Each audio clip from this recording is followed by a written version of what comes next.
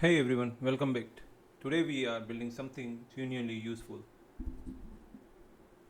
an AI Image Authenticity Detector, an API that you can upload an image to and it will tell you is it real, this is AI generated, or is this suspicious? And it gives you the actual forensic evidence behind that verdict. We are talking EXIF metadata analysis, compression artifact detection, frequency domain analysis, error level analysis, all the techniques that real forensics tools use. We wrap all of that in a clean, fast API service and database to store your reports.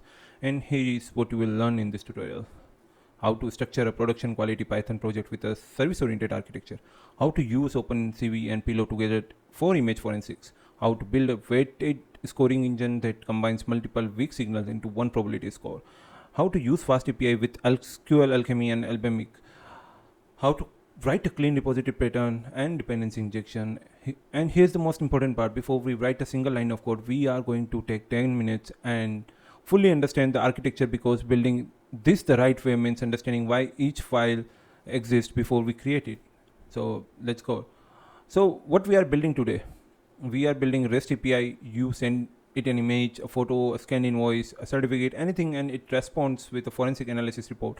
That reports tell you a probability from 0 to 1, how likely is this image is AI generated, tampered with, a risk level, low, medium, high, or critical, a verdict, very likely, real, suspicious, likely AI generated, inconclusive, a list of explainable signals. Each one says what was detected and why it is suspicious. And OCR text if the image contains text, raw forensic method for technical users. Okay, so let's start with the tech explanation. Let's create a folder called docs where we're gonna keep all our docs related to this project, and let's create another file that is called tech dot let's say md. Okay, so in this md file we are going to write all the tech stack we are going to use. That is first is fast API we are going to use, so that's there. And then we gonna use pydantic. So in case you don't know about fast API, this is our web framework. We use it because it has built-in async support, automatic open API docs, and pydantic integration for type-safe request response schemas. For an API first project like this, fast API is the right tool in my view. So another one is pydantic, and pydantic setting.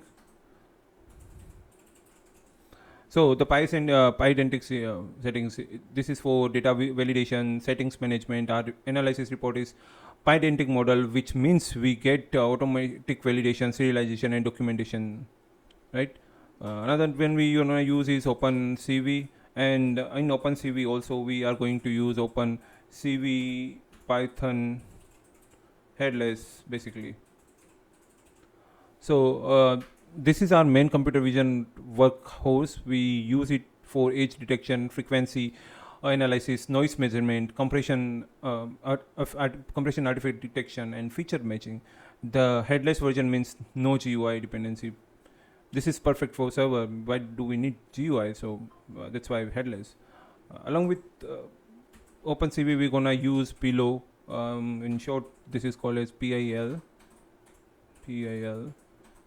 Okay, so we use Pillow alongside OpenCV, right? Pillow is better for EXIF metadata extraction for certain images manipulation like error level analysis. The two libraries are complementary. We use each one where it is strongest. Another one is we're gonna use NumPy. NumPy, you majorly know what is NumPy, but OpenCV images are basically NumPy arrays under the hood. We use NumPy directly for frequency transformation, statistical calculation, and arrow manipulation. So if you heard about FFT, that's where we gonna use NumPy with OpenCV. And then we use PyTesseract. This is OpenCV. So Python wrapper. This is a Python wrapper for the Tesseract OCR engine. We use it to extract text from document images. If an uploaded image is invoice certificate, we can read the text and run the validation rules against it. So another one is SQL Alchemy we're gonna use. SQL Alchemy is our database ORM. we use the modern SQL alchemy style and with typed column. This keeps our database clean, prevent raw SQL injection risk, right? And another one we're gonna use alongside is Alembic. So this is database migration tool for local dev and auto creatable, but for production, Albemic gives us version control schema migration. So you don't have to take care of executing a script to create tables or anything manually, and yeah. And then we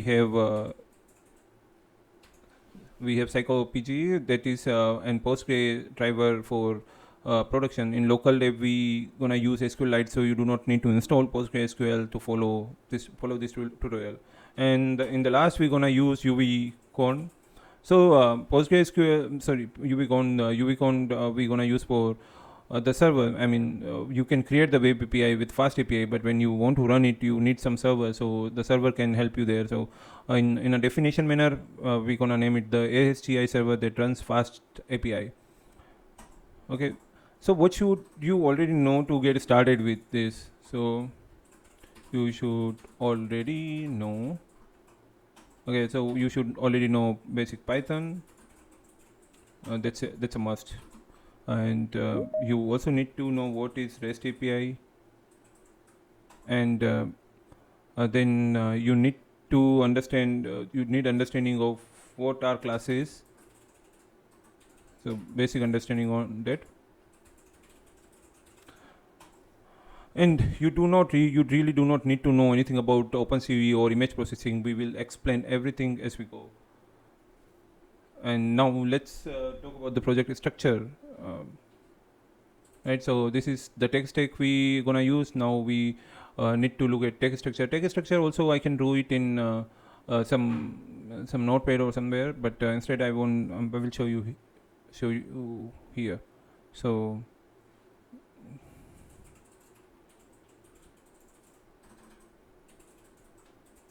okay, so yeah, so very first folder is our AI image detector, where we are currently right now.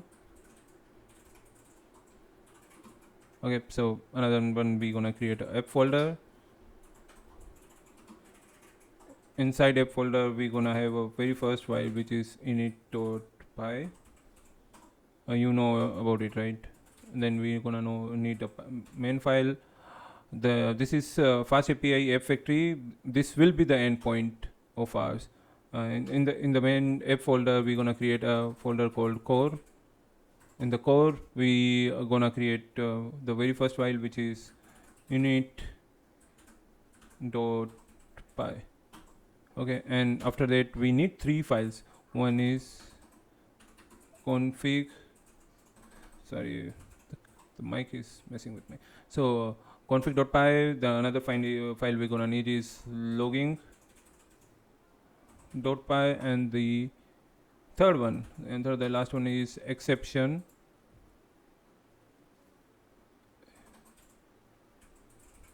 .py. So in the config.py, we will gonna hold to all of our settings. Settings can be loaded from environment file, so that's gonna sit here in the logging. We're gonna do the logging setup for all of our projects, all of our files. So whatever application performs, we create a log against it, so we can monitor it after in production or anywhere some error comes out, we can figure out what was the log there. And then the exception throughout the application, if any error or exception occurs, we gonna log it through the exception file. So yeah, in the core, these are the three things we're gonna hold, and then we're gonna create schema. So schemas we have to create in schemas folder, and in the schema again, the very first file will be init.py. Right? Sorry for the typo. Another one will be analysis.py.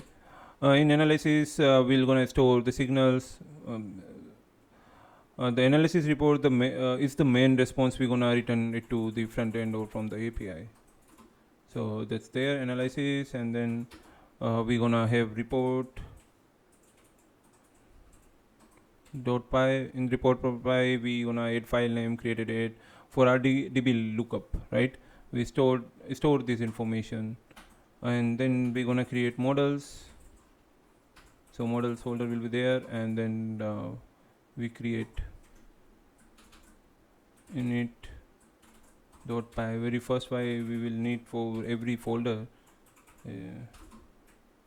and within it we gonna have a report dot py. This will be our database definition to hold the report information, and then we're gonna have a db folder. In the db folder again, init is the basic file we're gonna have, init.py, and then after that we're gonna have a base file, base.py. We in the base.py we declare base importer for albmx, and then we have session.py, and the session this is to store engine, session local, and get db dependencies. We all gonna store all of this here, and then we have another folder called utils. In the utils again, I'm gonna copy this one. The base file is here, and then file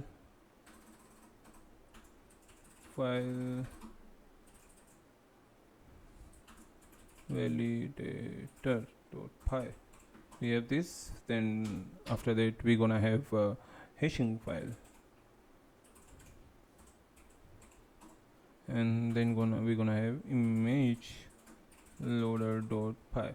So with file validator, whenever a file comes in, we have to validate its extension, its MIME type, size, integrity. That's all we're gonna do. In hashing.py, again it's a shared file, and it's a SSA 256 file fingerprinting basically. And then the image loader, so that we loads the image into pillow image and OpenCV array. So we use these utility functions for that. After that we're gonna create services folder, and in the services we gonna have multiple services. So the first thing is to copy down the init file, and then we have metadata service.py. We will have I'm gonna explain each and every file in a while, but let me first write. Okay, so metadata service py is for EXIF metadata extraction. Then we have OCR service dot py. OCR is this is where we write our OCR data extraction using Tesseract, right? So another one is Edge service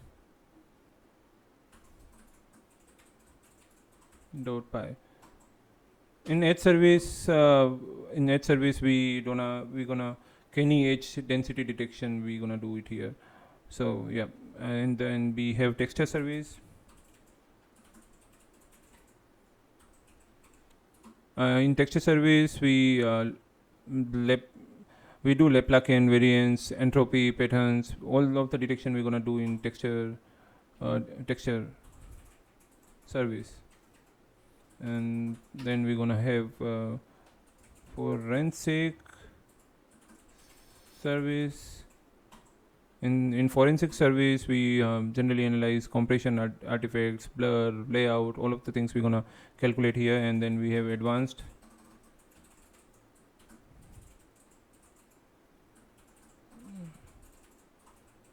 So in advanced forensic service we gonna detect ELA, noise, frequency, copy move. Okay, and then we have a content profile service. In content profile service we gonna classify photos versus documents versus a screenshot. So that's here. And then we have synthetic image service. So in synthetic image service, gonna identify if this image is AI generated using AI image specific frequency heuristics. So that's gonna be what we're gonna do it here.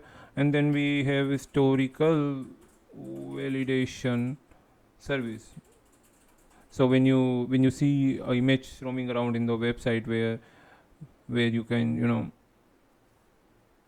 the document or an invoice is generated in 1985 or let's say in 1785 for a liquor for a car, and you want to validate that if this image is right or not, where we gonna use multiple points to identify if the historical data matches from the image you are seeing like in 1985, sorry, in 1785, we didn't had image standards, not sorry, image document standard where we have A4 letter sizes, right? It came later, so we know that, and we train our historical validation model with that. That this size of image, this size of font, this type of writing came in this era, and if it matches that, then the image is original. Otherwise, the image is false. So that's what I'm gonna do it. Yeah, so we obviously gonna do it rule based, not the AI analysis or mathematical analysis. We create rule first and then do the mathematical analysis around it. Then we're gonna have a scoring service. So this service where we gonna do the weighted signal aggregation and the probability, and then we have analysis service dot py. This is the orchestrator service we're gonna use. So in orchestration service we call all the services in order. So from metadata service to historical validation service to scoring service, we gonna orchestrate it in the analysis service itself. And then we have report service.py. So in report service we save the report for later on retrieval.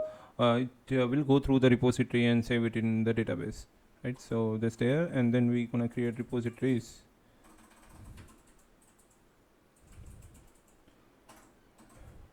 In repository, basically the first file we're gonna have this, and then we're gonna have another file which is repository.py. So this is this service this repository will use to do the CRUD operation with the database to store the row, store the report, get the report which are previously generated, and then we gonna create ML folder. So in ML folder,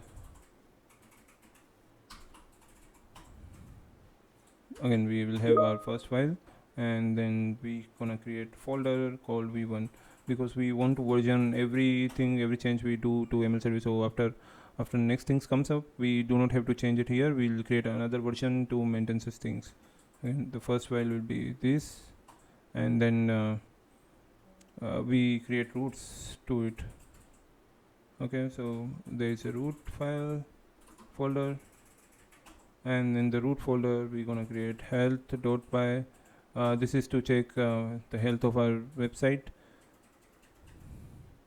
and then analysis.py. This API we will call to analyze the data provided, the image provided, and then the reports.py to get the image. Okay, so this there, and then in so this is where we create our APIs, and before APIs we're gonna create ML folder. In ML folder we're gonna do the base file, and then we're gonna do the base underscore detector dot py.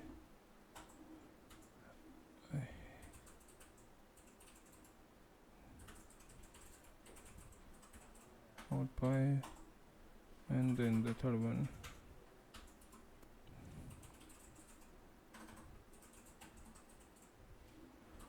So in the base detector, we abstract all class. This will be a abstract class for all detectors that we must implement in all detectors, and then heuristic detectors.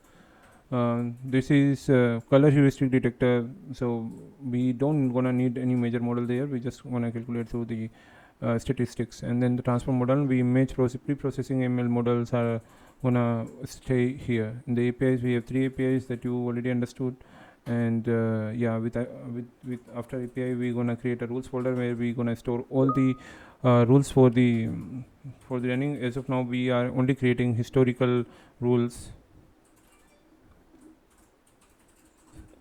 We're only going to create historical rules, and that's what we're going to use in historical validation service whenever the rules are needed. So yeah, that's there. And then after rules we're going to need task for workers. So this will be background worker when we do any background things. And as of now, I'm gonna create only one file called the task.py, and then outside of the project equal to the app, we're gonna create alembic folder. Okay, so this will store, this will be there, and then we're gonna have env.py. uh, we have versions, and versions will have multiple files like create reports. This will be migration that will be stored in alembic, and then we have test cases to create. We store all the test cases, unit test cases. First file is init.py, and test underscore helthl.py, and then we'll have test underscore analysis.py.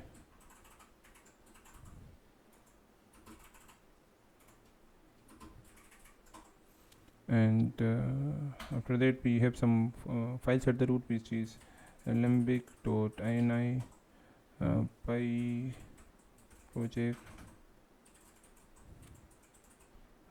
Okay, so all the dependency and tooling config will gonna store here. Earlier we used to store dependency in requirements.txt file, that we are not gonna do it now.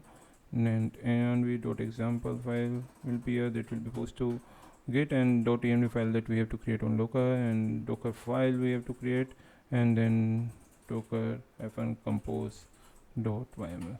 So this will be there to deploy the services, right? So again, let me explain the things in detail. So now let me explain the design decision.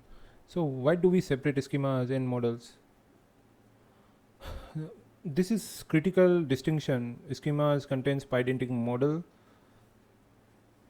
Yeah, so schemas contain pydentic models. They define what our API sends and receive over the network. Models contain SQL alchemy models. They define what gets stored in the database. These are two different concerns. These are two different concerns, and they evolve independently. The database might store JSON below, but the API returns structured object. Mixing them together causes maintenance headaches. And about you are seeing so many services here. So why so many services? Because each service does exactly one forensic job. The metadata service extracts EXIF. The edge service detects edges, and the scoring service calculates the probability when you need to improve your forensic detection. Say you want to improve copy move detection, you open exactly one file and change it, and you are done. The rest of the systems does not change. Why is analytic service? So this will be the main service, or this is the orchestration. It does not do any forensic work itself. It calls each service in the right order, collects all the signals, passes everything to the scoring service. Think of it as the conductor of orchestra. It does not play any instrument, but it considers, or it coordinates everything. And you are looking at a folder here that is called repository. So why do we need a repository? The repository pattern separates database access from business logic. If we ever switch from SQLite to PostgreSQL to Mongo, we only need to change the repository. The rest of the code never knows the difference. Why ML folder? Again, when you have all the services, why do we need ML folder? So we have a clean ML interfaces defined as an abstract base class. Today we have a heuristic detector that uses color aesthetics. Tomorrow we could swap in a Python CNN or Vision transformer without changing the code, any other code. The interface is the contractor. And then, okay, so how data flows through the system? So HTTP requests arrive in the APIs. Say analysis.py, it comes through the root. The root leads the file to the byte that's called analysis service. So yeah, they will define a method called analyze or something else that will the analysis API will call this endpoint. The analysis service validates the file, loads into both Pillow and OpenCV.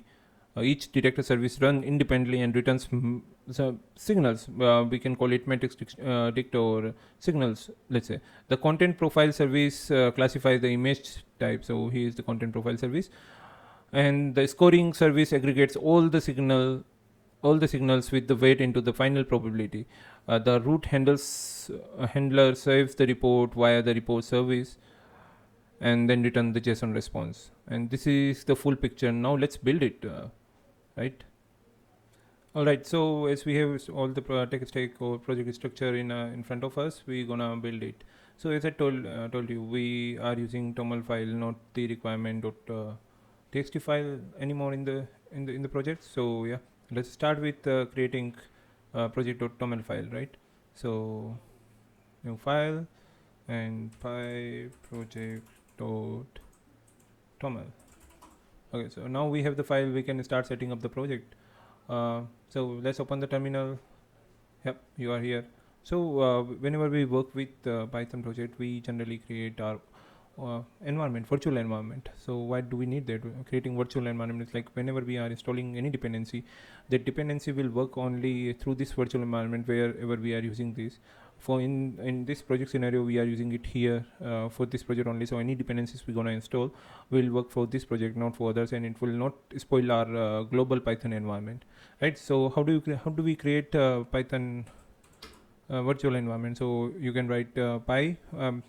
For me, I'm using the latest version, so py will work. Otherwise you might need to write python full, or in sometimes in make you might have to write python 3. So anything like that, py and then -m venv, and then your virtual environment name. I generally name it like .venv. So that's there. I will put enter. You can see a folder being generated. Now we need to activate this. I'm using Windows as of now, so we have to use Windows specific command like /, then folder name venv / then scripts, and then activate .ps1. So you can see .venv here. This is your virtual environment. You are already in there, and now whatever scripts you will install, it will be installed in this thing, or whenever you want to run the project, it will run using this environment, right? For Windows it was the command. For Mac you have different commands. So it can be anything. It can be like source .venv / bin and /activate. When you expand the venv, you will can find the scripts available. This I'm using Windows, that's why you can see the Windows specific. When you are using Mac or Ubuntu, you will find things accordingly, right? So that's there. Now install basic requirement. As we created py project.toml, now as whatever command is gonna use, it's they're gonna use the same thing, right? So let's run it. So we need to do pip install -e and it is sorry e, and you close it.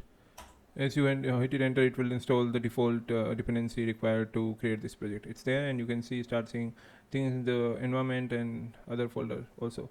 Along with that, you might also need to install is Tesseract. So if you are using Windows, let me create a readme file, readme.md, and you can write base requirement. So we need Tesseract. You can install this in Mac using brew install Tesseract, or in Ubuntu using sudo apt install Tesseract -ocr, or Windows, just look on the do a Google. You will have a GitHub link where you can download exe from, and then just install it. That will be all, right?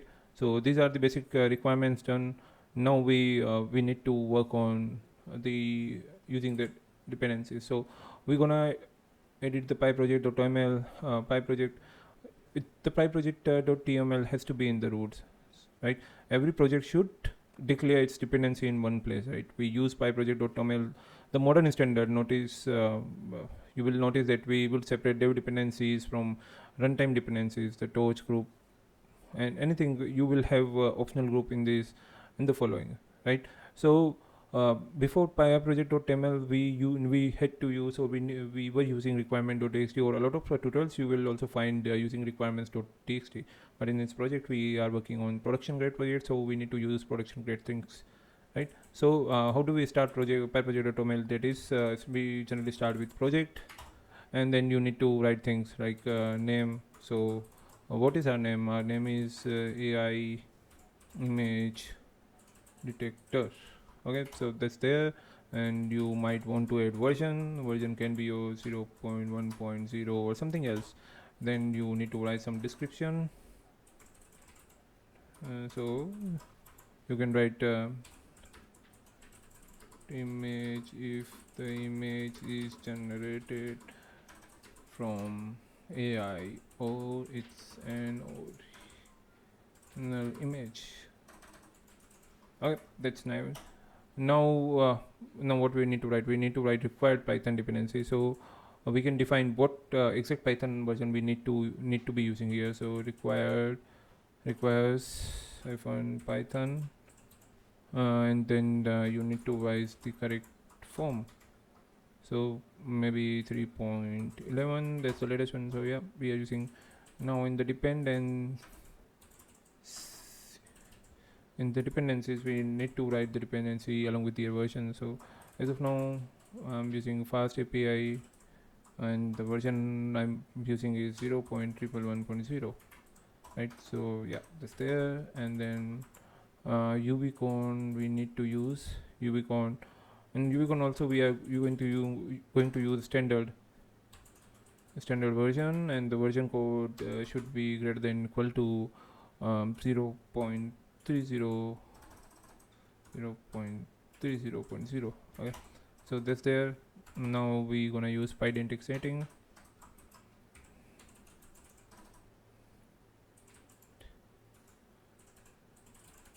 and the version for it will be, I think, 2.2.0. Okay, and now we need to use pillow also. We need to use 10.0.0.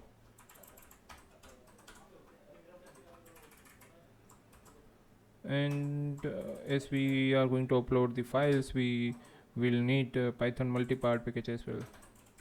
On hyphen multipart, that is 0.0.9. Perfect, right?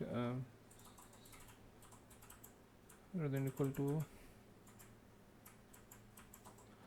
Okay, so we have pillow, we have pydentic settings. Now we need OpenCV headless version. So open hyphen cv hyphen python hyphen headless, that we need obviously 4.9.0.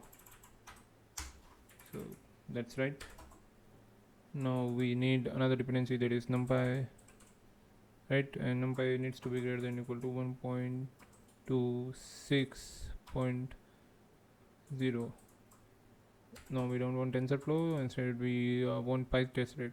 So PyTestRect we need, the dependency would require 0.3.10, and then we would require SQL alchemy greater than equal to SQL 2.0.0, and then Alembic, we also require Alembic,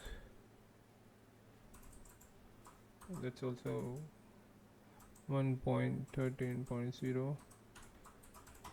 and yes,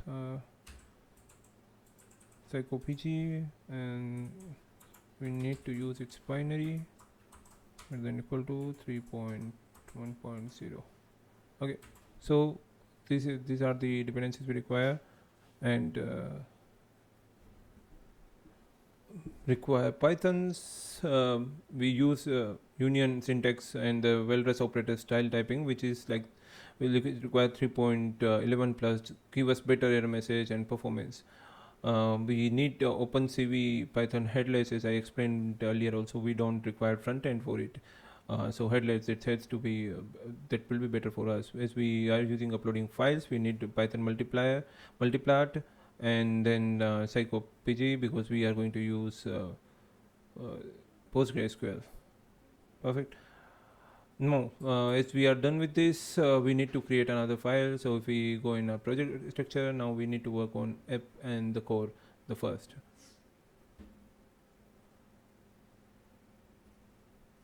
So we need to create a folder called app, and inside that, as I told you, we need very first file, that is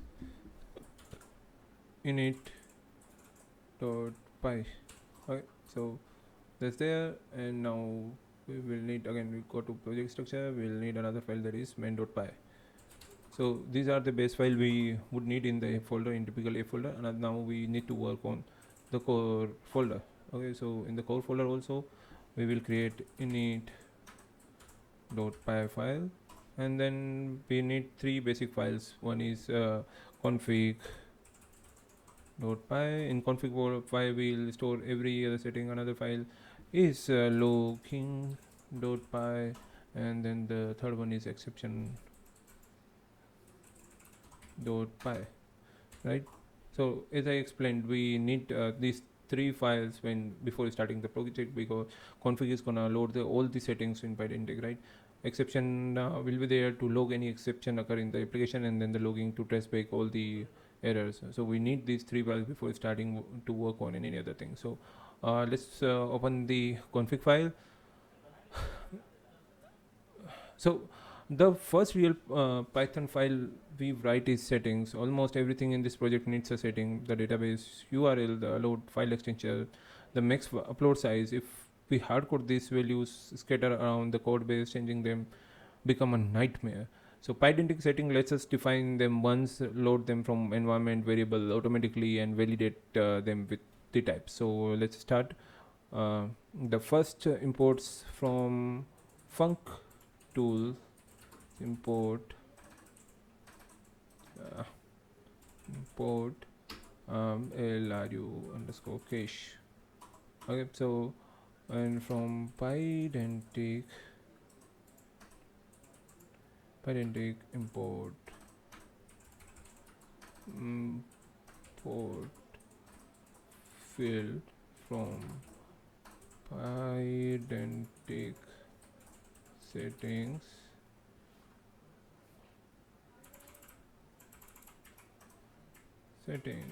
import. We need to import base settings and setting config, right? That's it. Now we'll declare the class settings, base settings, model config, setting config. Yeah, that's right. And then we need env underscore files file, and from env we gonna define the name of the env file, that is .env, and the env config file encoding, and then we also need to write extra, and we'll set the extra to ignore. Why ignore? Because your environment file may contain different variables. It's not only contain the variable you want to import here. So whenever those things are there, it will give you error. So when you write extra ignores, it means it will ignore the extra things. It will not keep it, right? So that's there. Now we will define the app name, and that has to be str, and what should be the app name? AI Image Detector. Okay, so that's that. We also define the environment. So this is the environment we gonna write local for now, and then debug, we gonna do this in bool, and yes, true. Version, this AI shit, API underscore v1 underscore prefix, API v1, that's done. And data, we need base underscore URL, that's also we need in str, that's will be, because we are using SQLite plus, because we are using PostgreSQL, so by SQLite. And yeah, we define the local underscore reports dot db. So that's there. Now we'll add now max upload size, and we need that in MB. So that's there in integer, and the size will be 15. Now allowed extensions, we would do set. We will not gonna use list, because set is O1 and list is ON. And we need to define array for it. What kind of file we need? We need JPG, PNG. Okay, that's all as of now. And then we also write allowed underscore mime underscore type. So this will be all. Also, we would later lead as a rect command. As of now, we are defining it as none.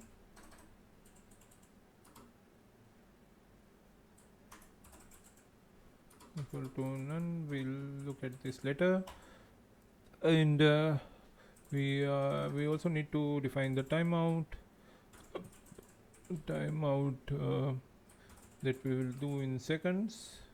So 30 would be more than enough. And historical rules path we will also need, because as the service will require such things in the needs a rules file, as we discussed earlier.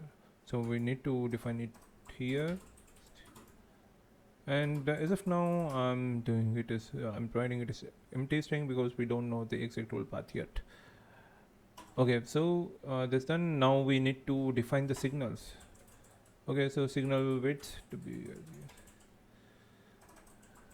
so yeah, dict str and float. Okay, so equal to field default factory lambda. So now what signals are we having? We are having multiple signals, is written in this document, right? So these are the signals we will require: metadata, OCR, edge service, and all. So we need to give some points of weightage to them in the settings. So metadata would have about what? Let's give it 0.14. Let's give OCR. How much weight should we give to OCR? I think we should give 0.08. And then we need edge. To the edge we're gonna give 0.14.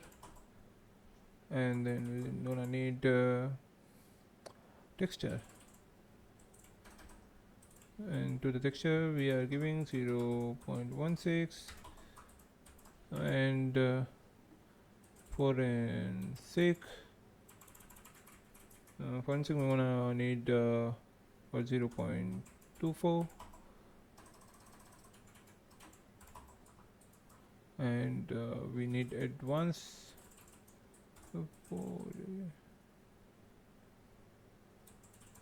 advanced forensics, that we're gonna 0.6 weight.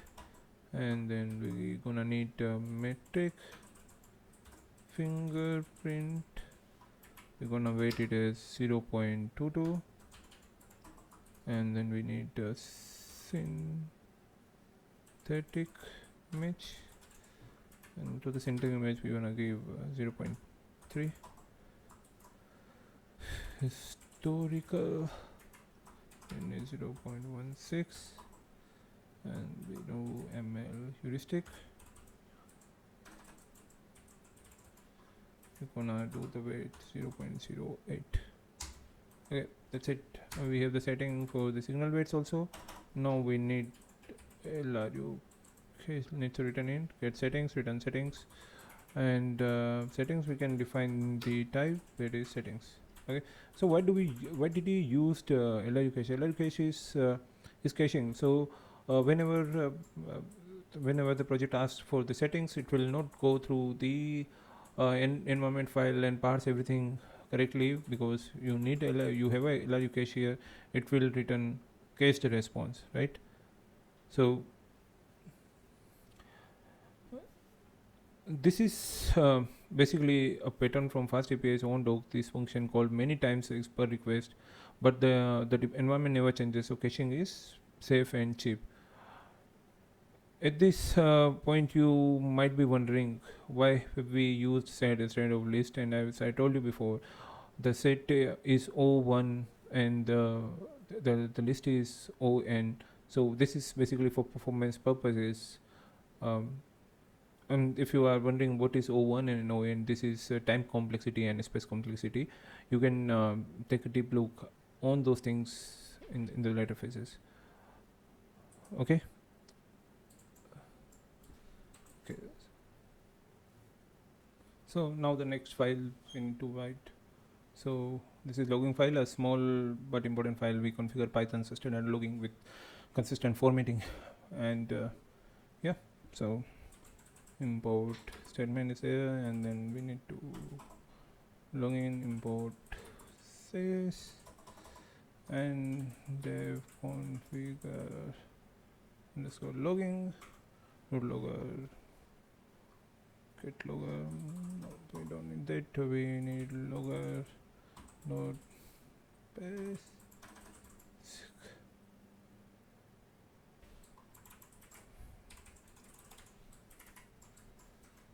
config level equal login info format equal to this handler equal to is in logging the streaming handler. Yep, that's correct.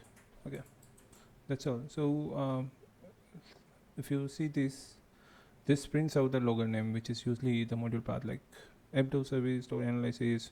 When something goes wrong, you know exactly um, which file you are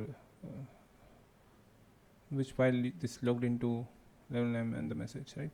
So we need to write, let's say, the file name also.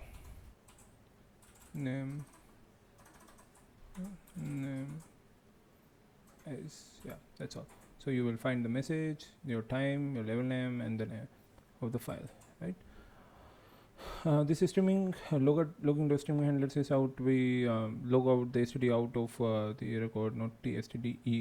Docker in Docker container platforms capture std out by default, and yep, this is the normal file. And then we need to change the exception file also. So from fast API, as we are using fast API only, to import uh, fast API, and then we gonna need its request. Okay, so from fast API dot response says import, we need to import JSON response. Okay, so that's it. Now we need class app error. We need to inherit exception, and yeah, dev. We need to write a status code. So whenever error comes in, we would require a status code that will show to front end or return via the API. So that's there, error underscore code. We need app underscore error. So this will become our first file, right? So dev init self okay, so super dot init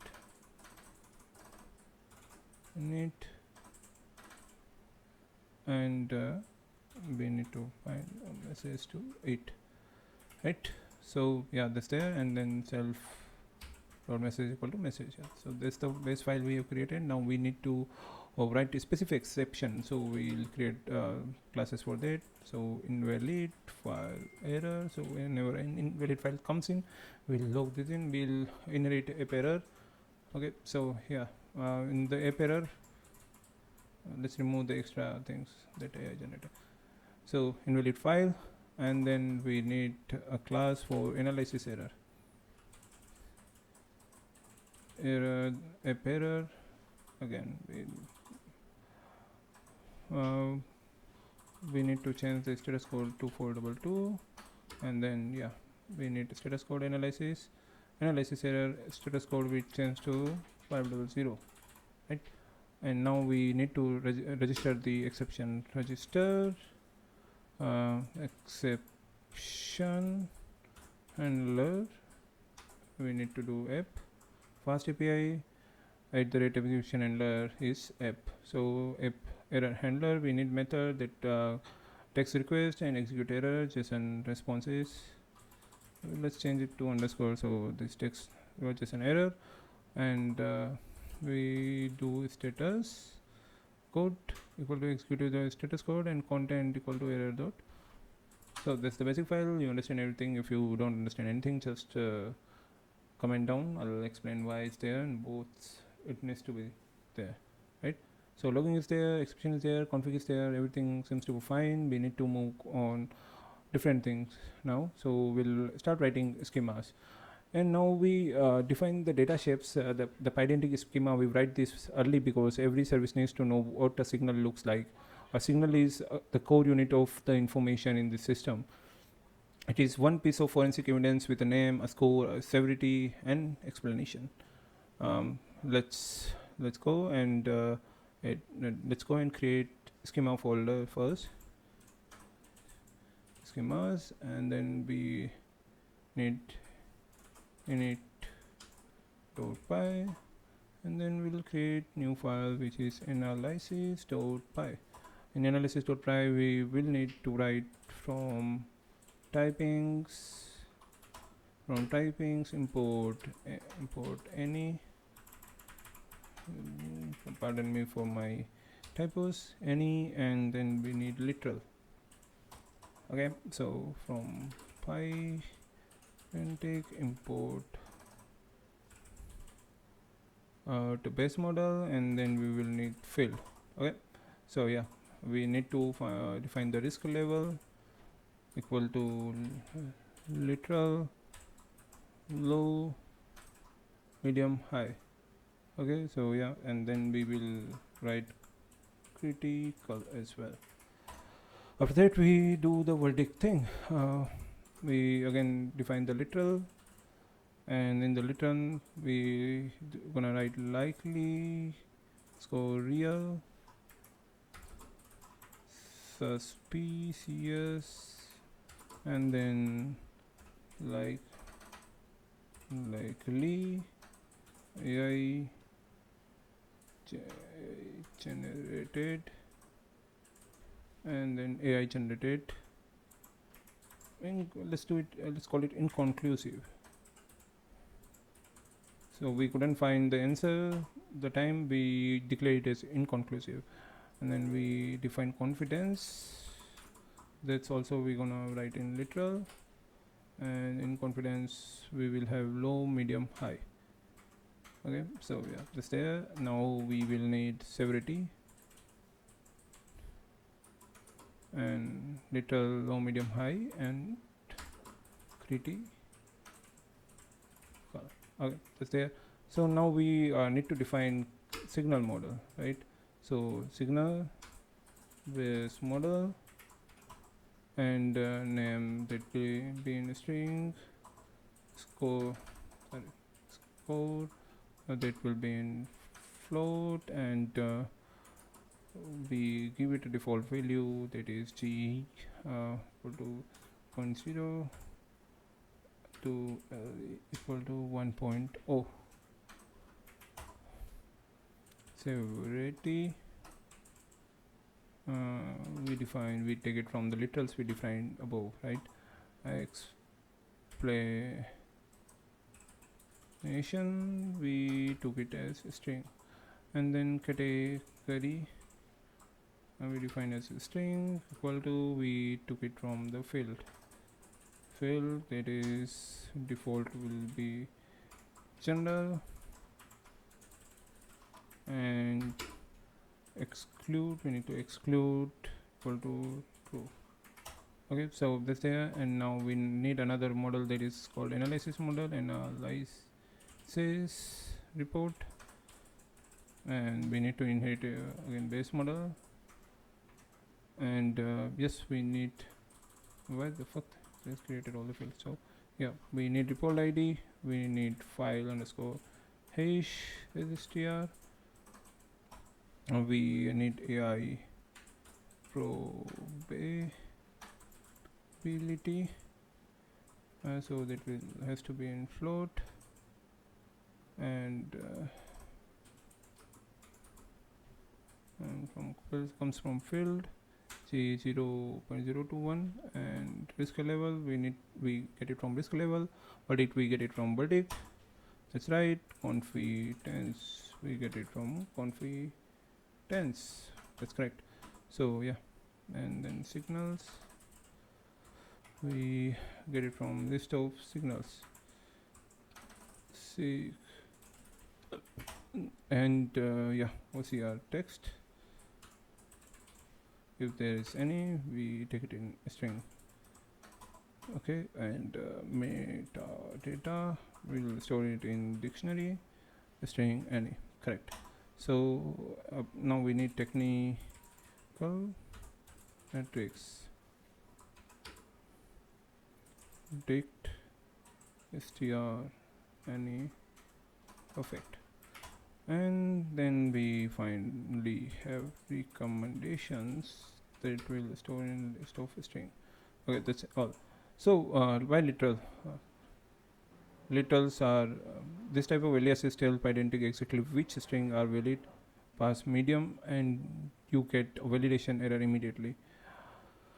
Score float g 0.02 le 1.0 g means greater than or equal. Pydantic enforces this at the runtime. We can never accidentally return a probability of 1.5 category. That's also a string, and we exclude true. If you can see, this is clever. We use category internally to route signals to the right scoring weight bracket, but we do not want to expose it in the API response. Exclude true hides it from serialization. Notice we use literal type instead of enum. Both work, but literal is lighter, no class overhead, no pedantic serialize it directly as a string. For simple discriminated sets of string, literal is idiomatic modern Python choices, right? So instead of enum, we generally use literals now. Okay, that's done, that's written. Now we'll go ahead and create another folder in the emp that is called utils. So in the util, the very first file we're gonna create is hashing dot py. So in hashing.py, the util folder contains pure functions, right?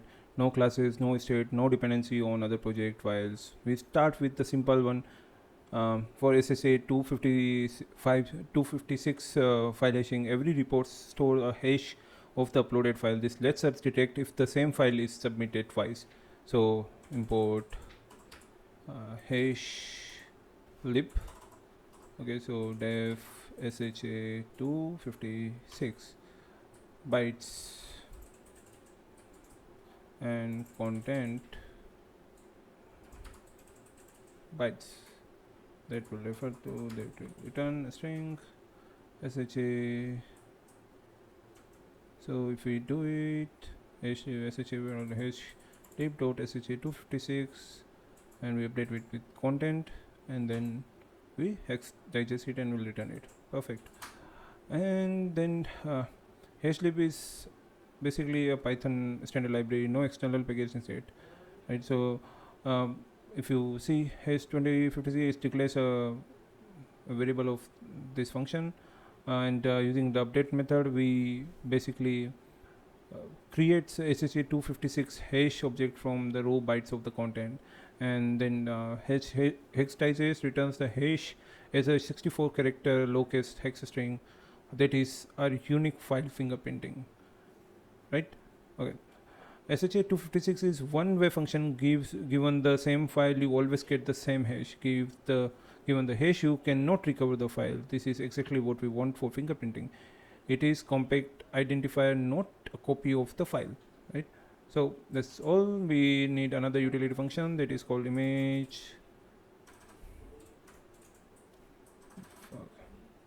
underscore loader dot py. So this is the file that converts raw upload bytes into the two image objects we need throughout the analysis pipeline. We always need both Pillow for extraction and ELA, OpenCV for everything else. We centralize loading here, so every service gets the image in the format it needs without loading it twice from the scratch. So let's import IO, then let's import CV2, right? And then import NumPy is NumPy, and then PIL import from image. Okay, so we need to import one more thing, one f from core dot exception. We've written it here in the core file. We'll now gonna use this exceptions from in import invalid file error. Okay, so that's there. Now what we do, we from IO we need to include bytes IO, the reps row bytes in a file like object. So Pillow can open the NCV to OpenCV for second loading path, NumPy for NP dot from buffer converts the byte into NumPy, and OpenCV can decode it. In verified error, we raise this if either library cannot decode the bytes, right? So that's there. And now let's write the function def load underscore Pillow underscore image content vyt bytes and to the image dot image. Okay, let's do it in image only. Okay, and we need to use try image equal to image dot open bytes content return converted image. So we need to return image dot convert to, we need to convert it to RGB. Okay, that's there. And then we accept exception as E and raise invalid file error, invalid file image file from E. Okay, that's correct. And now we use def load CV image content is in bytes, and we will return image. Okay, so that's there. And we need to convert it array equal to np dot from buffer. Okay, so we need to content dp type unit. Okay, so sorry, from here we need to return np dot nd array, not the other one, the image. Okay, so array equal to from buffer content np unit dot u18, that's correct. Now we need to use image equal to cv2 dot imd code array, and that we use cv2 dot im read color. Okay, and then we okay, so I'm read color, and then if image is, let's say, none, then we raise invalid file error. Okay, and if everything correct, we return the image. Okay, that's done. So dot convert RGB, focus to convert RGB is here. Yeah, so it forces the image to 3 channels. Some images are RGBA with alpha, grayscale L, or palette index with P. Converting to RGB normalizes them all for consistent processing downstream. NP from buffer content. This does not decode the image. It reads the this does not decode the image. It reads the compressed byte as a row array. Then CV2 IMD code does not actually does not actual JP. It does the actual JPG PNG decoding. CV2 I'm I'm red color. Always decodes is BGR, blue, green, red, right? OpenCV is net in channel order, not OpenCV uses BGR, pillows uses RGB. This matters when we do color analysis. Passing the path to the CV2, I'm read instead of bytes in a web API. We never have a file path. The upload is in memory. Okay, so you do not generally make this mistake. Now we will need another utility that is file validator. So file underscore validator dot py. So before we analyze any image, we need to validate the upload. We check four things: correct extension, correct MIME type, within size limit, actually a valid image. This is our security boundary. Garbage in, garbage out. So we stop bad uploads immediately, right? So we do import IO from path lib, import path from PIL, import image, right? From app.core.config, import setting from core.exception, invalid file error. Yeah, that's all we need. Okay, so now write dev validate underscore upload. Okay, so we do file name str or none. Okay, so that's there, content underscore type str none, content bytes, and then the settings. So that is there, and they will return none, right? Perfect. Now if not file name, then we'll return invalid file name required. Okay, and now we do extension will extract the extension from path.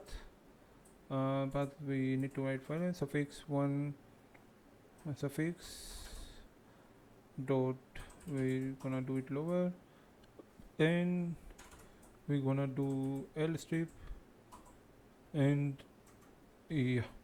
So if setting, perfect. So we gonna check in setting if extension is not in settings dot allowed extension, raise invalid file extension. Perfect then. And now as we have the extension, now we need to check if content type is also in the setting or not. So if content type is not in the setting along with MIME types, return MIME type invalid error.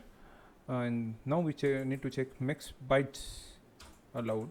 Okay, so max bytes equal to setting the max upload size MB, so 10. Because it is in MB, we need to change them into bytes. That's why doing this, we'll change it to KB, kilobytes, and then we need to change it to bytes. That's why we have to multiply it twice. So that's there. Now if len of the content is max bytes, then len file is 2 Raj. Perfect. And now if not content, then res file is empty. Now we need to try with image dot open io dot bytes io content s image img. Oops, sorry, we need to declare this img outside, right? So this here image dot verify exception invalid file error. Okay, and yeah, that's all. So if you asking me line by line line by line explanation, so here we are extracting file names extension, so it extracts the extension safely. it gives png, .jpg, .pdf, whatever uh, extension you have in the file name. And then we check the in MIME type. Malicious upload could be like .exe and can be renamed as jpg and jpg file type, so that we need to check with the MIME type. We can't just be relying on the extension, right? Then we img verify this one. So Pillow reads the image header and validates it is a real image without fully decoding it. It is lightweighted but caches corrupt files. And secure, we need security concept. This is called defense in depth. We validate file name, the MIME type declared by the client, and the size and the actual content. Each layer catches a different class of paid input. Never trust any single check alone, right? So if you are just going ahead with extension and you are not including MIME type and other leaving other out, then you might have another security threat. So someone might upload if you don't have limit on the file upload size, the attacker can upload bigger file size and can increase your bill to AWS, or terminate your storage itself, right? So everything we need. Now let's create a DB folder. We need to create database session also, right? So we now create DB, and in the DB file we need dot, that's right, py. Now session.py, and the very first file we need is session.py. We need to set up the database. We use SQL Alchemy 2.0 style. There are three things to create: the engine, the session factory, and the fast API dependency that yields a database session per request. So let's write the code. From collection.abc import generator. Okay, so that's there. Now we need to define from SQL Alchemy import _engine, right? And then you need ORM done session maker as well as you need session, right? And from app.core.config, yes, we need settings. And from settings you need to go settings equal to get settings.get settings. Perfect. That's there. And connect arguments equal to check same thread false if set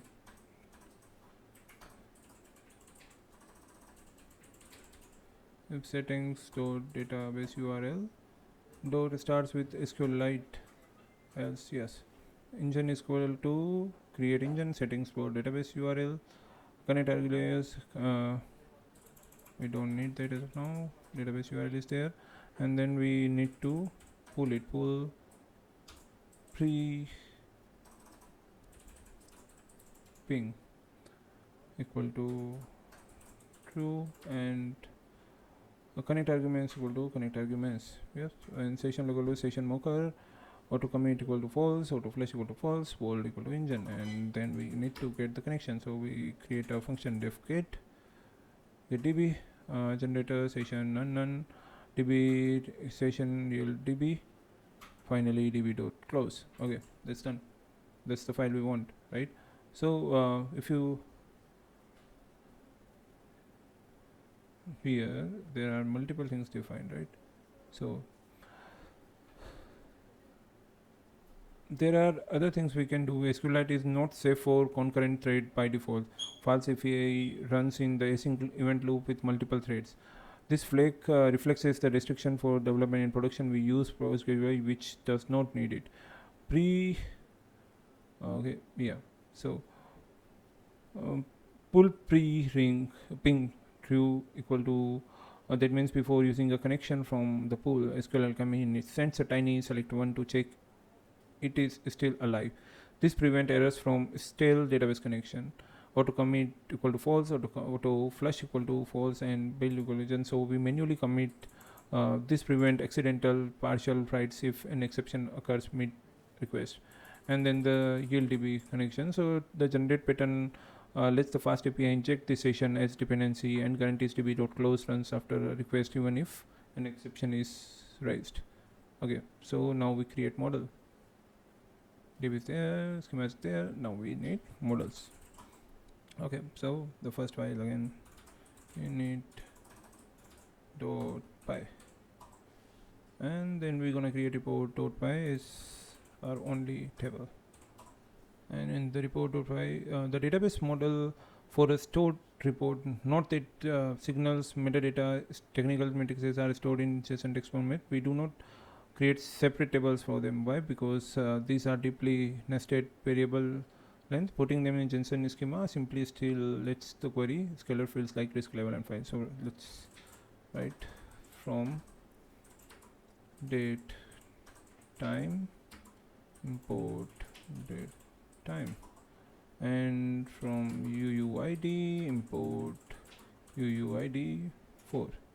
Okay, from SQL alchemy import date time float string and text. From SQL alchemy.orm import mapped column and declarative base. In class base equal to, we're gonna pass it.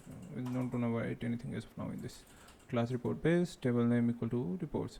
So id map to string, map to private key, that's true, and then file or hash map to string unique true, and report id we gonna not need that. File name, we also mapped it to string, map 255 character,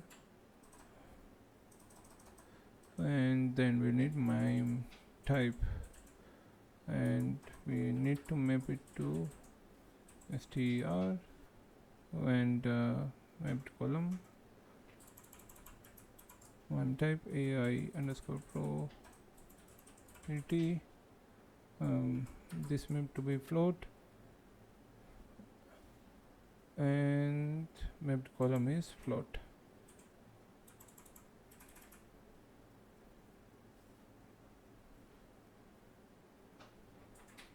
Sorry for a typo, I've just written float instead of float. Yeah, that's correct. Probability, now we define risk level, mapped string 20, verdict 20, we need confidence, that is string, we need OCR text, that's also string, and we need metadata JSON,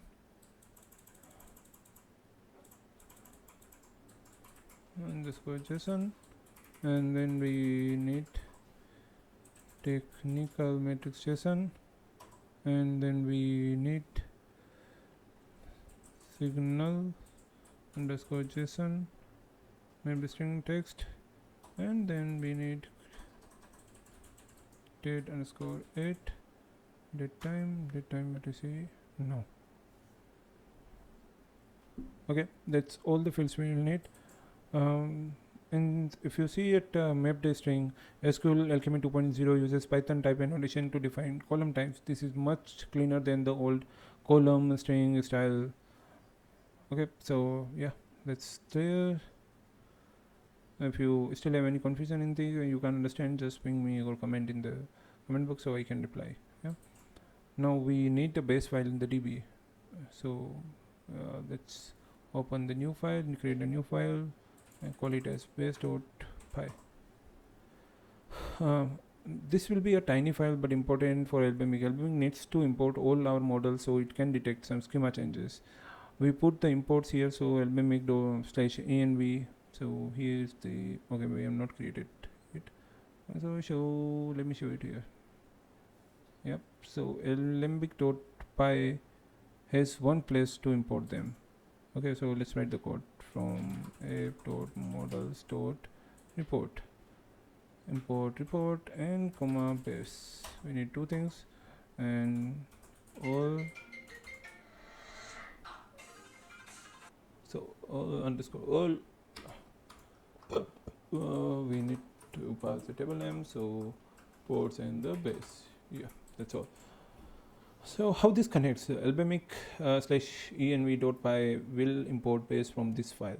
When we add new modules later, we only add them here. So we do not, have to worry about adding things anywhere. So yeah, that's all. Now let's start writing services. The main part, the main core part of this project. Okay, so create a folder, services, and under services we're gonna add a new file. The very first file we're gonna create metadata analysis service. Okay, service.py. um, Now we start building the forensic services. We start with the simplest one, exif metadata. Every service in this project follows the same pattern: an analyze method that takes the image data and return a tuple of metrics dictionary and signal dictionary. Learning this pattern once means you understand every service, right? So let's write it. From pil import exif text and image, and from app.schemas.analysis import signal. Okay, so these two things we need to import.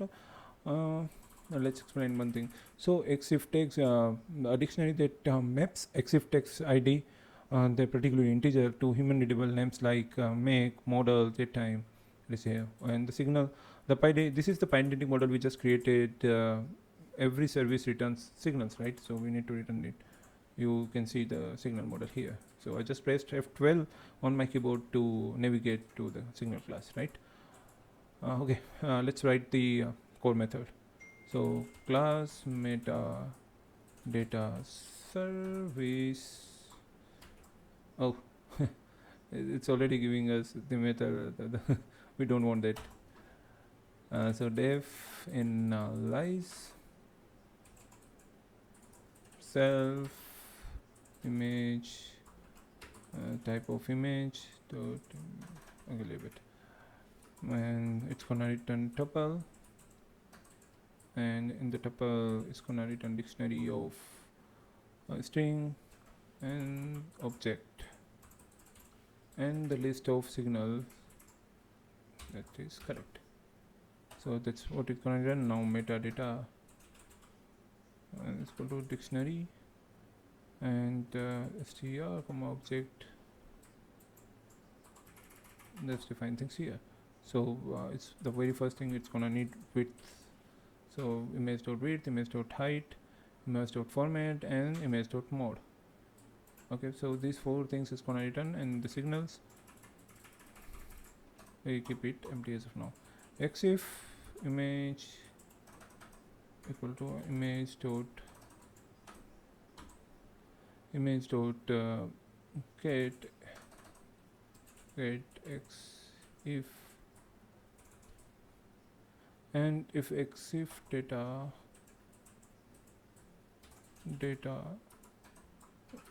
dict string object, right? So for take underscore id comma value in exif dot items take equal to exif text or text dot get id, take id, and string take id. Take id we're gonna pass, and then if is instance value bytes, value equal to value dot decode, and errors we're gonna ignore for now, and exif data equal to value but string converted value and metadata exif data. Okay, that's there, right? So metadata service is having analyze method. We define the metadata, the things we need to, the text we need to clear, then we process it. We do a for each loop to get things from exif data metadata analysis.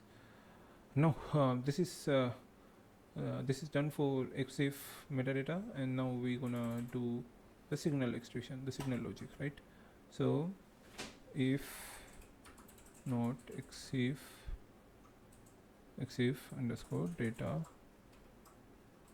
so signal dot append signal again, and name equal to sync exif metadata, and we're gonna set the score equal to 0.08,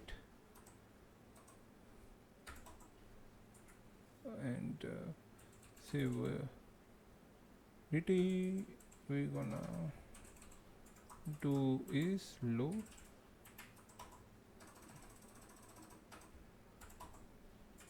and category have to put in metadata, and we're gonna give a explanation, that is no camera metadata was found, common for scan screenshots, edited exports, and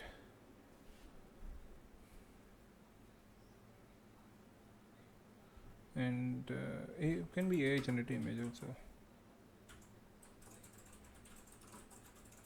images, perfect. Okay, so this there elif, this is else if software in exif data, then signals dot append signal again, name equal to software tag present,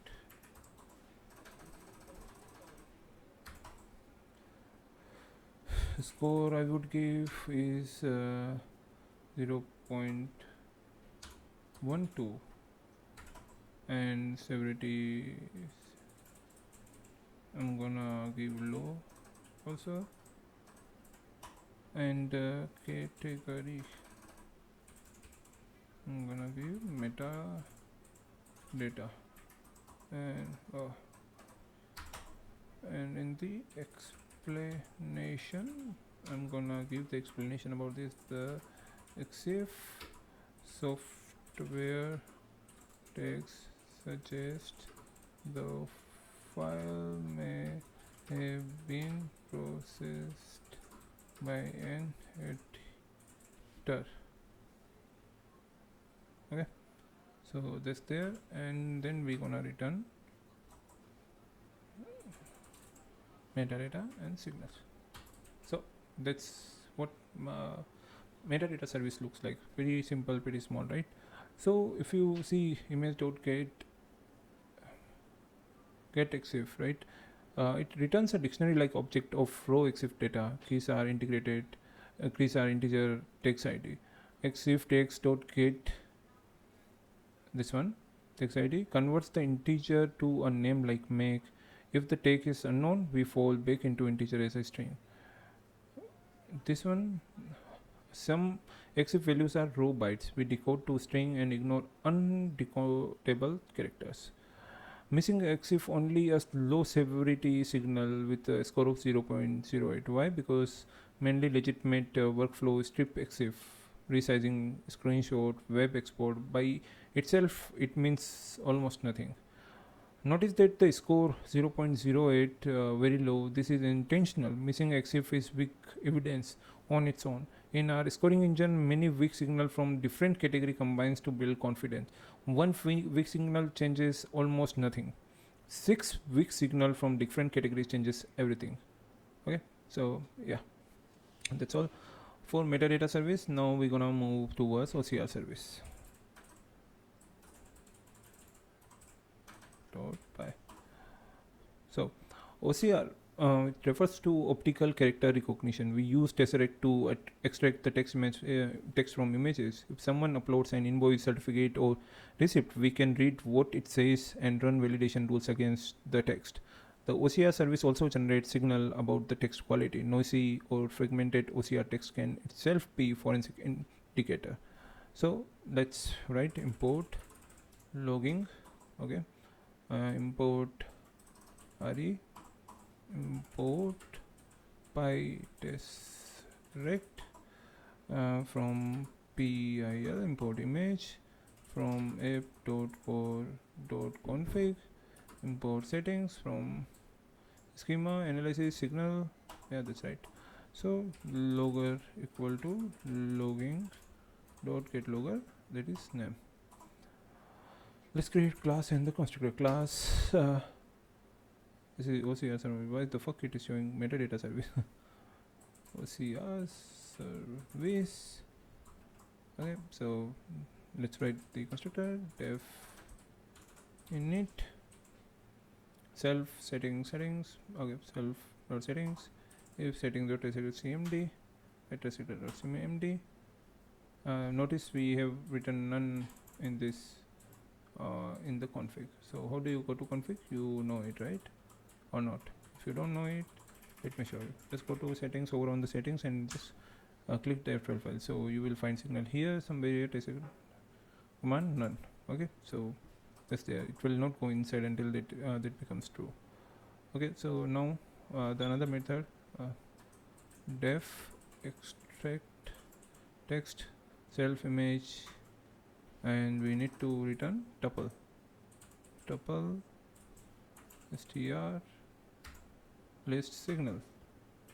Okay, so that's there, and yeah, here a typo. Let's fix the typo first. Tuple. Okay. Oh, again typo. Okay, so try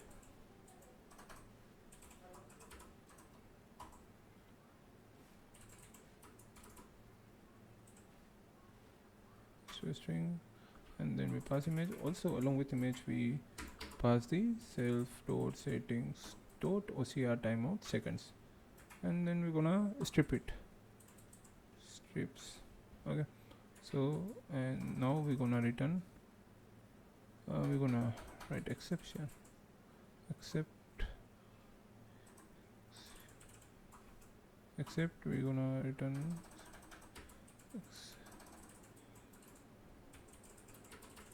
as exe logger warning ocr failed percentage and exe return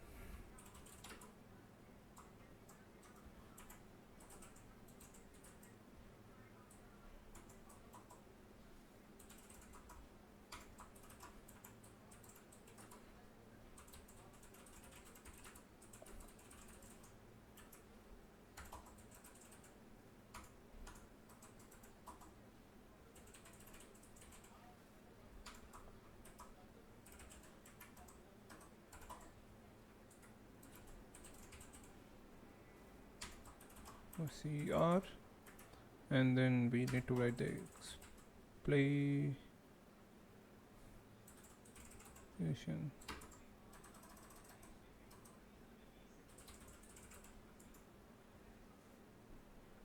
equal to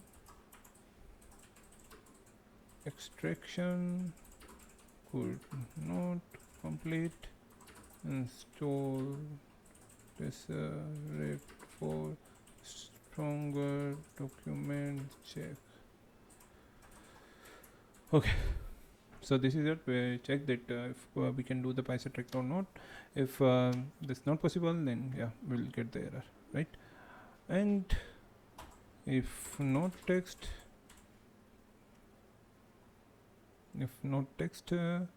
then also we'll get the error signal not text found 0.08, severity low OCR, and explanation would be no readable text was extracted from the image. Perfect. and if everything was fine, we do the signals equal to self underscore dot underscore quality underscore signals, and we pass the text. Perfect.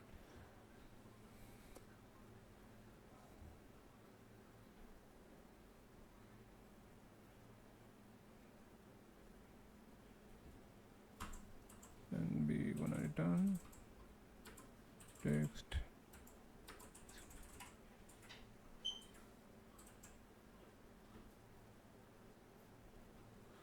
Now let's explain one thing. You know the timeout thing, right? That's written. So when image is passed passed to pass tesseract, we need to wait timeout second. Otherwise, tesseract can hang on corrupted or adversely crafted inputs. A timeout prevents one bit upload from blocking the whole server. We catch all exception from tesseract, return the graceful signal instead of freezing. OCR failing could not prevent the rest of the analysis from running. Logger.whining OCR failed, we log with percentage formatting, not f string. Python logging module is lazy, it only supports a string if the log level is enabled. Always format even if the log is suppressed. Okay. Yep. So OCR service is there, metadata service is also there. We gonna create edge service. Edge.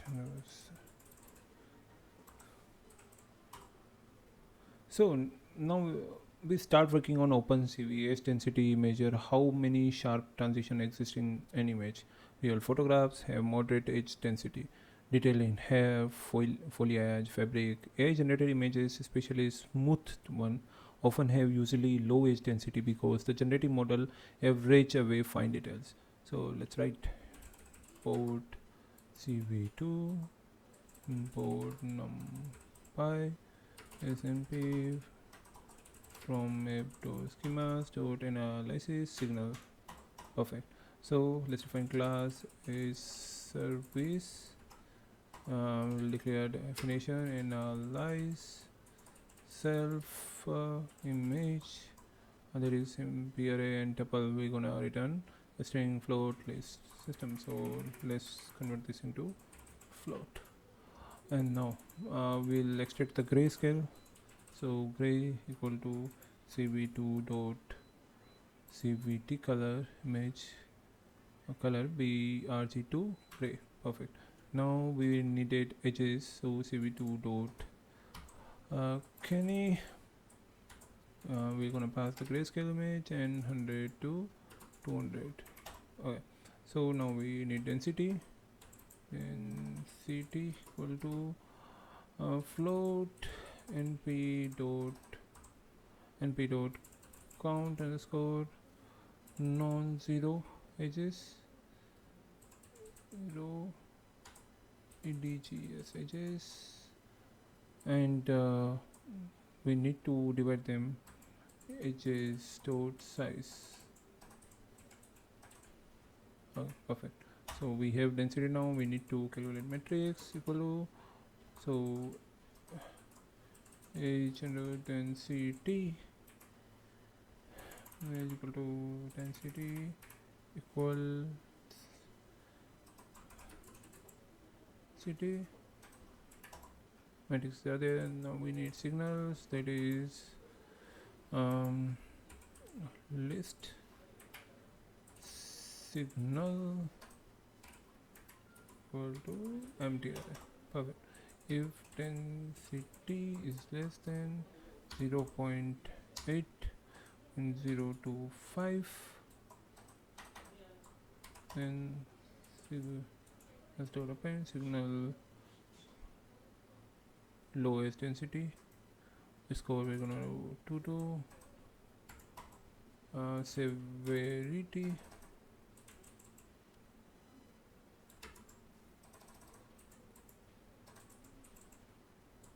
we're gonna do medium, and then we need category H and explanation equal to explanation equal to use unusually few high frequency edges can indicate smoothing or generated content. So say else if density is greater than 0.32 with high density scoring we do not do 1.14 and severity will be low and explanation equal to unusually dense edges can happen after aggressive sharpening or scanning effects. So that's it. Otherwise, we'll return matrix and signals. Perfect. So cvt.cvt color where we converted BRG image to grayscale image. So convert BRG color image into single channel grayscale. Edge detection works on intensity, not on the color. And on the edges, cv2.kenny gray 100 200. Kenny edge detector. The two numbers are the low and high threshold. Pixels with gradient above 200 are definitely edges. Pixel between 100 and 200 are edges. Only if they connect to a definite edge. Below 100, not an edge. Below 100, it's not an edge. And then np.count non-zero function is there. So it counts the white pixel and divide by total pixels to get a ratio between 0 and 1. Kenny edge detection works in 4 steps. Gaussian blur to reduce noise gradient, calculation using Sobel filter, non-maximum separation to thin edges, and hysteresis thresholding to connect weak edges to strong ones. We do not need to implement any of this.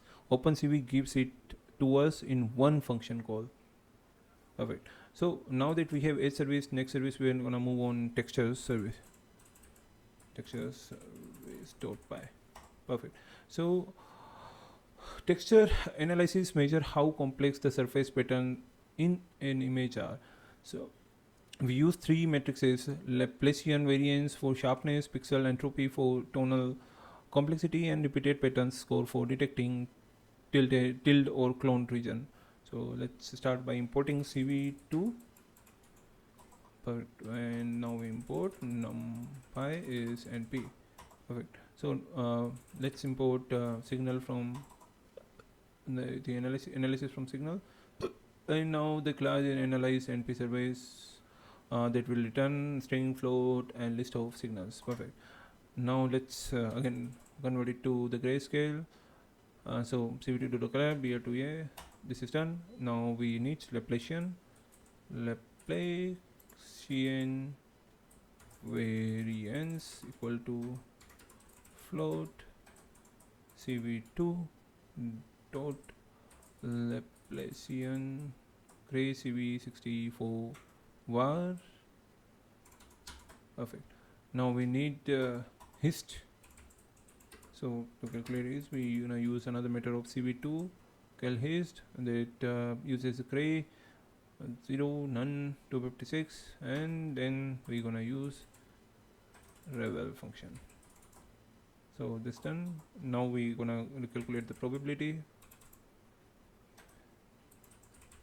That's hist divided by max of float hist dot sum and 1.0. I'm gonna explain these things after completing this code. Entropy equal to float, and in the float we gonna do the negative of numpy dot sum probabilities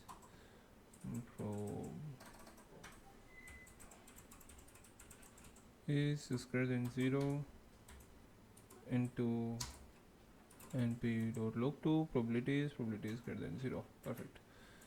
So this is there,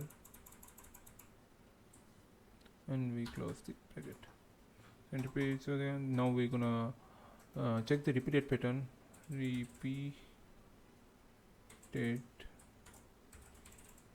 pattern score, that is self dot repeated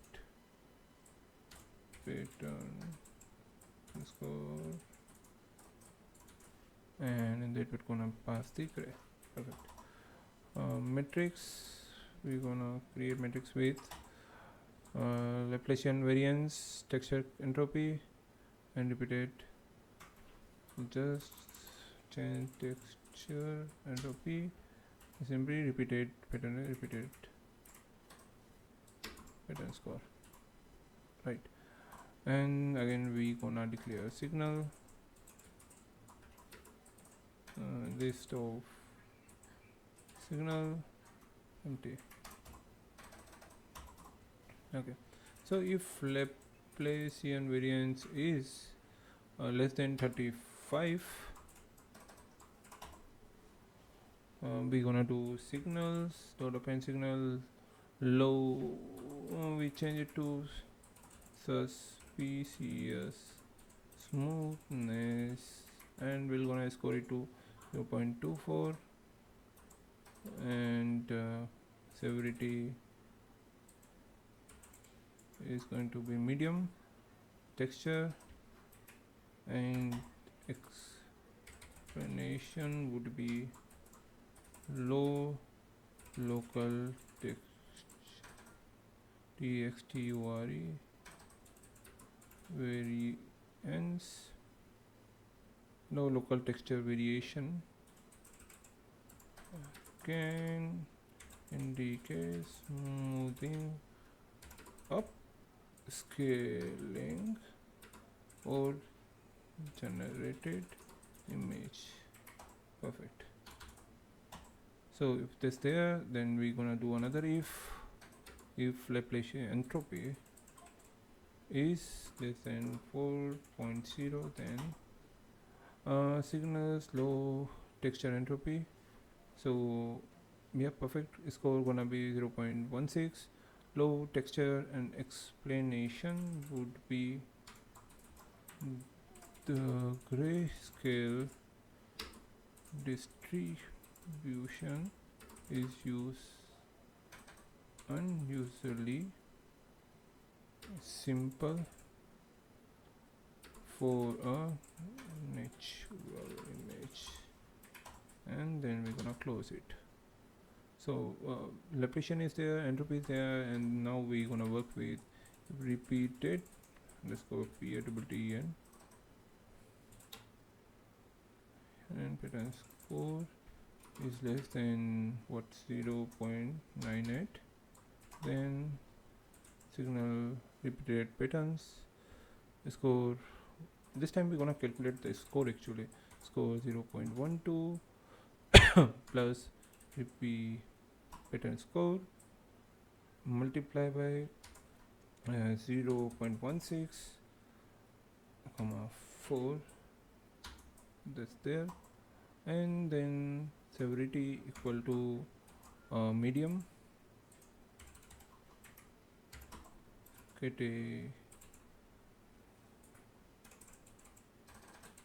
equal to again texture,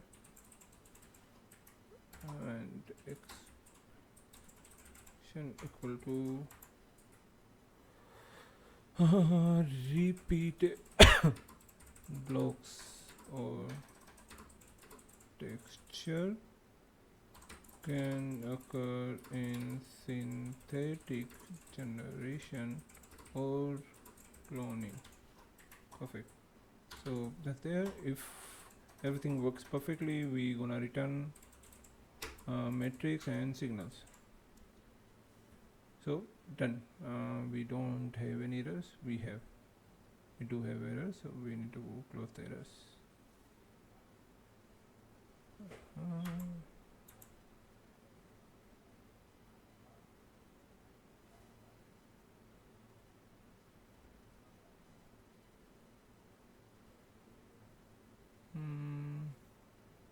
I don't know why we are seeing error here.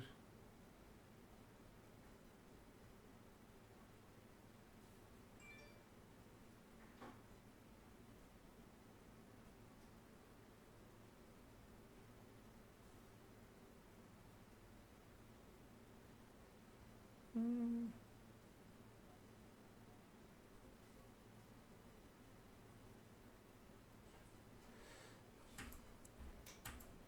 Oh, sorry, I forgot a comma here. Perfect, now it works. So okay, so this is done, the main method we have written. Now we need to write a helper method also. So as you can see, we have used a self.repeated pattern, the helper method here. We haven't declared it yet. If you have noticed, you are doing great. If you have not noticed, you have to check this thoroughly again and again. So focus on your things. If something is not there, you should be mentioning that. So what we are gonna do, we gonna declare a static method. So the code is calculate the score based on the similarity. So let's check the code. Shape is there, and no, that's not the code I wanted. So I'm gonna modify the code. Yeah. So h comma w equal to gray dot shape. Okay. So yeah, we're gonna do the page, and page we're gonna define 32. If h is less than, so page multiply by 2. Okay, or w is less than page multiply by 2, written 0.00. Correct. Resized equal to, we're gonna use another CV method that is cv2 dot resize, that we're gonna calculate page and page. Why the fuck they are having page and page? I don't know. So let's change it to min of w 5.2 pixel and min of by 2. Shit, sorry for the typo. W and then minimum of height 5.2 pixels. Resize is not accessed. Okay, let's fix this later on. I need to close the bracket, and yes.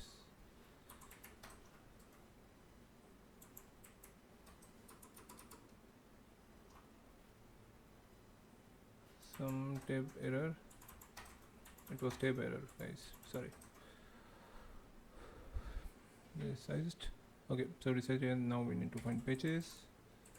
Pages equal to list of np p dot nd array, and we'll define empty. What the fuck? Okay, so pages are there. Then we gonna do for y in range 0 resize shaped page minus page. Okay, shaped 0 size 0 minus page on page. Okay, now we do another loop for x in range 0 comma redesign resized shape 1 minus page and pages dot, this is not the code we want. Okay, so block equal to resized y is to y plus page, x is to x plus page. Perfect. Okay, this is there. Now we type them with np dot is float 32 and ravel it. Okay, so std equal to float block dot std, and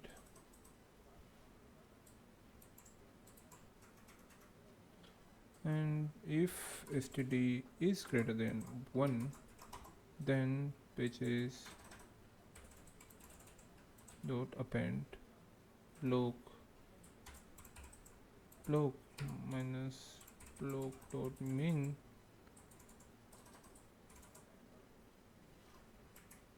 divide by There's one more bro. Divide by std, and yes, that's right. So now if we gonna do if len which is less than 4, let's say. So what we're gonna return is 0.0, and we need to find similarities this way. So let's define list of float to the empty array, and for idx in range min and len pitches -130, and this for we want to find similarities dot append. We need to append float np dot pitches idx comma pitches idx plus 1, and that is divided by patch page 2, and then we're gonna return max similarities, and if similarities else 0. Good. So now we have method for texture service also. So texture service defined, we have 4 services total, right? And let me explain this service to you, few of the things you might have skipped. So in the start we are using,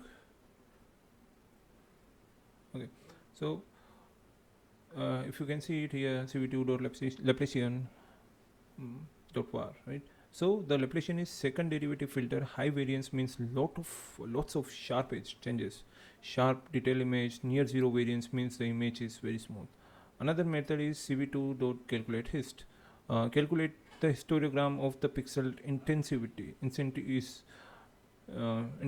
So 256 bins, one for each possible pixel value, ranges from 0 to 255.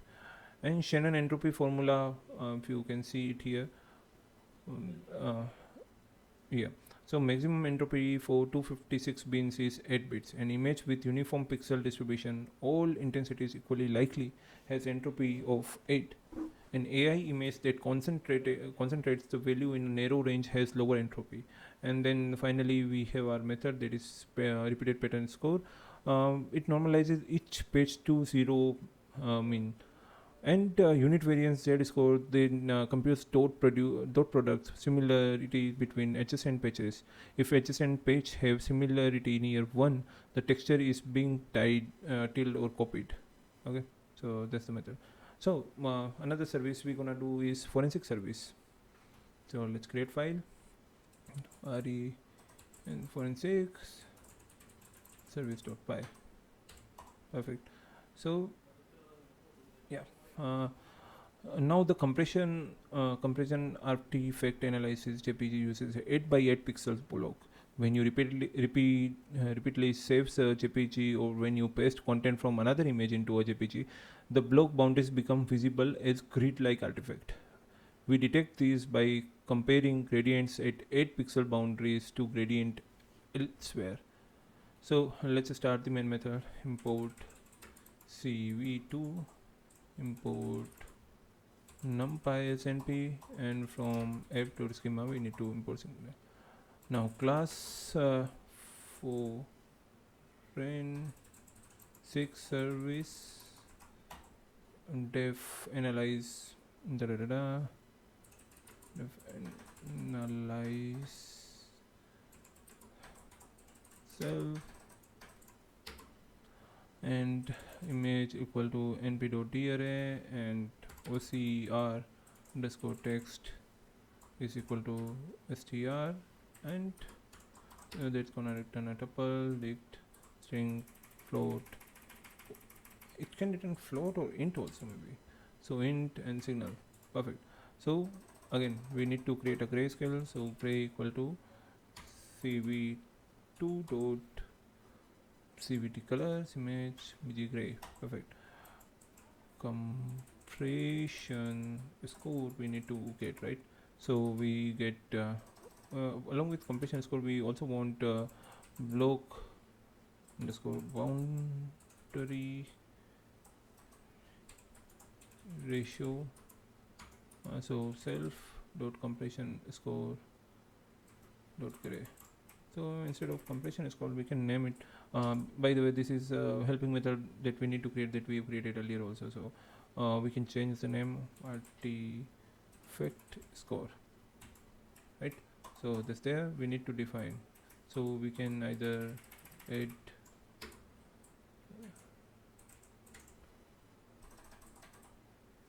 to do. Okay, I don't want to implement it with codex, so leave it. And yeah, compression score here. Now we need to change layout score, and layout score also we need to create a method for this. So I'm just creating a name for it as of now, just writing for the sake. We'll create a method for it in the end. Okay, my layout underscore, and that's where we pass gray score, gray image, and the OCR underscore text as well. So this is there, and then I'm gonna create blur score equal to float 1.1.0 divided by 1.0 plus cv2 dot Laplacian gray cv bar divided by 100.0, and then close the brackets. Perfect. So blur score is here, and then we do the foreground underscore ratio. For this also we need to create a method, so let's do the foreground ratio, and let's write to do here as well. So this, wherever I'm writing to do, will create a method later to implement those things. And then we have local noise score method, and that's also a method that we need to create. Local noise score gray. Perfect. Now we need to do matrix compression artifact score. Compression, let's name it correctly, artifact score is compression score, loc underscore boundary ratio. Why this is ratio? We need to keep it ratio. Layout score, or let's call it document layout underscore irregularity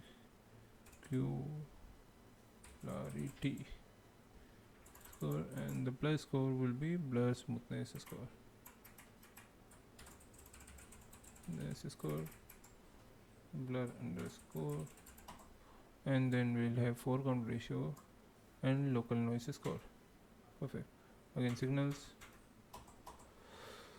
If let's write the compression score is greater than 0.62, then signal dot append compression artifact inconsistency. Let's write inconsistency score would let's calculate the score from round function, round 0.12 plus compression score into 0.22 comma 4. Perfect. And we gonna do the severity.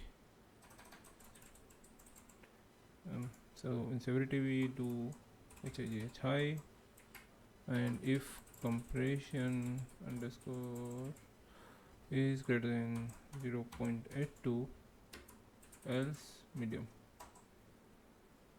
Okay, so this is category the forensics explanation would be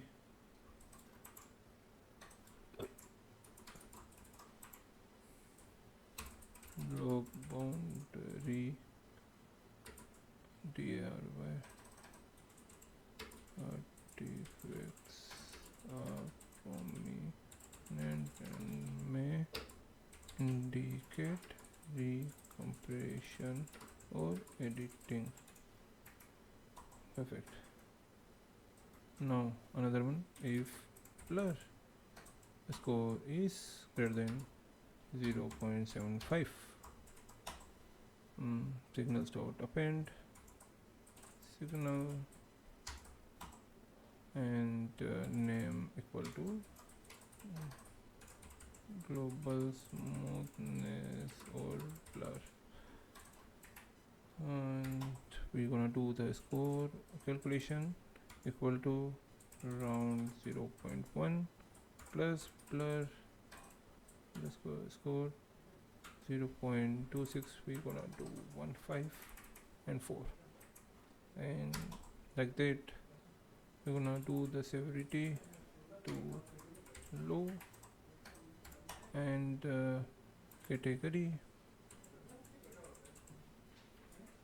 equal to and 6.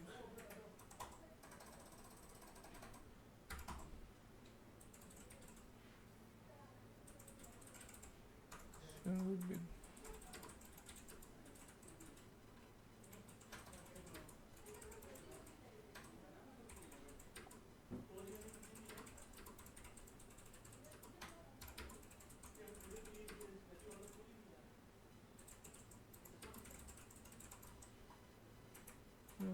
we're gonna return matrix and signals. Perfect. So now the methods we had to write for compression artifact score. Okay, so again at the rate static method compression artifact store, and now we write vertical equal to np.abs np.diff gray dot s type np.float 32 axis equal to 1, horizontal equal to np.abs np different is float np.float 32 axis is 0. Perfect. So if vertical to shape 1 is less than 8 or horizontal dot shape 0 is less than 8, return 0.00. Perfect. Now boundary underscore b equal to vertical 7 colon 8, boundary horizontal equal to this. Perfect. And non-boundary boundary b equal to np dot delete vertical np dot arrange 7 vertical shape 1 8 axis equal to 1 by h 7 horizontal dot shape 0 8 axis 0. Perfect. And boundary underscore mean would be about float boundary underscore p dot mean plus boundary h mean divided by 2.0.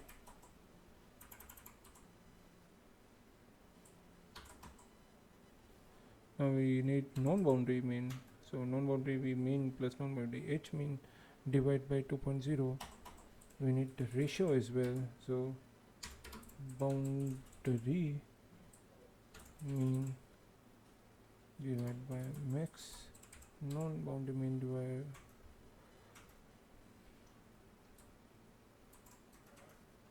and score equal to min max ratio minus 1.08 divided by 0.9 comma 0.0 comma 1.0, and then we're gonna return float score float ratio. So this is the method for compression artifact score. In this np dot difference, so you can see np dot difference, it computes pixel difference between horizontally adjacent pixels. This is the gradient in the horizontal direction. Vertical, yeah, this vertical and horizontal means every eighth column starting at index 7. Every eighth column starting at index 7. These are the right boundaries of every JPG 8 by 8 block. And if ratio is greater than 1.08, so ratio is greater than 1.08, block boundaries have stronger gradient than non-boundary pixels. This is a JPG artifact signature. We clip and scale it to 0 to 1 score. So that's there.